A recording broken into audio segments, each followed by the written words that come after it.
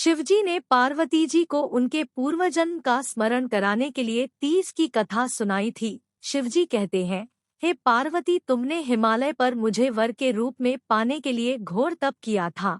अन्न जल त्यागा, पत्ते खाए, सर्दी गर्मी बरसात में कष्ट सहे। तुम्हारे पिता दोहखी थे।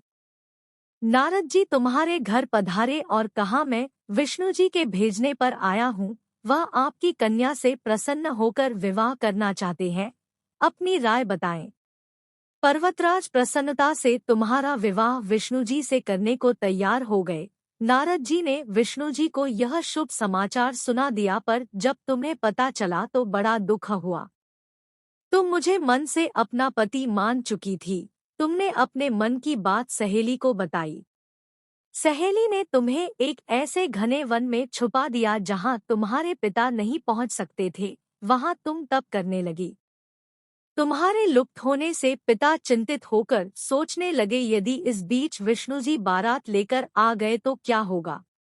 शिवजी ने आगे पार्वती जी से कहा, तुम्हारे पिता ने तुम्हारी खोज में धरती पाताल एक कर दिया, पर तुम न मिली। तुम गुफा में रेत से शिवलिंग बनाकर मेरी आराधना में लीन थी। प्रसन्न होकर मैंने मनोकामना पूरी करने का वचन दिया।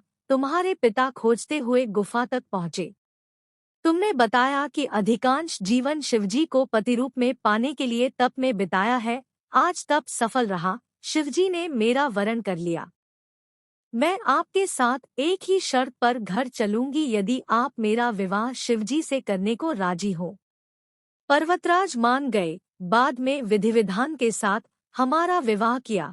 हे पार्वती, तुमने जो कठोर व्रत किया था उसी के फलस्वरूप हमारा विवाह हो सका। इस व्रत को निष्ठा से करने वाली स्त्री को मैं मनवांछित फल देता हूँ।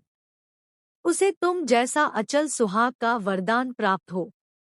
हरियाली तीज एक पारंपरिक हिंदू त्योहार है जो मुख्य रूप से भारत के विभिन्न हिस्सों में महिलाओं द्वारा मनाया जाता है।